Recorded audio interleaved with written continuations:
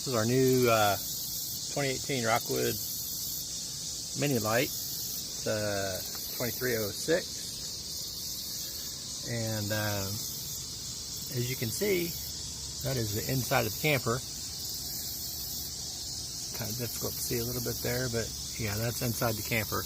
The inner wheel wells on the right hand side is totally detached. We've used this camper 2 weekends, so I think it's got maybe 800 miles or something on it like that. But I noticed it because the RV or the propane connector for the outdoor grill was not quite long enough to reach the grill in the proper position. So I pulled the bench apart inside to see if the hose was caught up on something, and noticed I could see daylight from inside the camper to outside. So this is the result. I happened to pull the fender skirt off, and I guess I'm going to clean this up and reseal it. The sealant they used didn't hold. There's nothing to attach it, and it also looks like it may be, you know, the wheel liner may be mispositioned a little bit. So the other side has a couple places where it's detached, but nothing like this side was. I mean, this was detached front to back basically all the way around. So another weird thing is we noticed we had some spiders in the camper this time we camped, and I guess this would probably explain where they're getting in at. But so I'll get it fixed up and show you what it looks like afterwards. This kind of gives you a better idea how big this gap actually is in this fender well. Like I said, this is under the dinette seat. This gas connection here is normally bolted into there. So, but yeah, there's a big enough to put your hand through. So who knows? Maybe they were sleeping that day. And then here it is up on the other side. You can see daylight through like the whole thing underneath there. So pretty frustrating. We do have a pretty decent dealer, but the problem is they're like 4.5 hours away from us. So they said they'd be happy to fix it for me, but if I didn't want to come up and bring it up, that they gave me some suggestions on what to do with it. So I'm gonna take care of it myself. Well, this is what I came up with.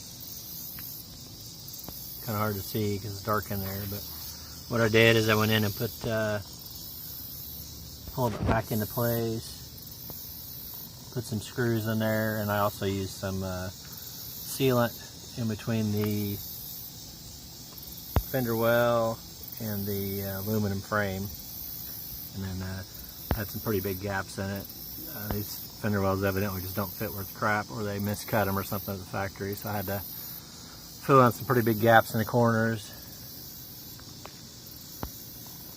And I think it'll hold up, but I'll go ahead and put the fender skirt back on and see what it looks like. Hopefully it'll keep bugs out of the camper now and water out more than anything.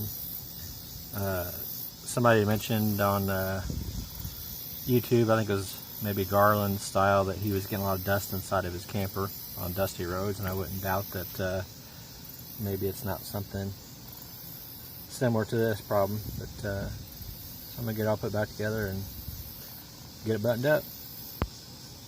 So this side is the left-hand side of the camper, will be the driver's side, and you can see it's the same way, but the only reason this one has not came down is because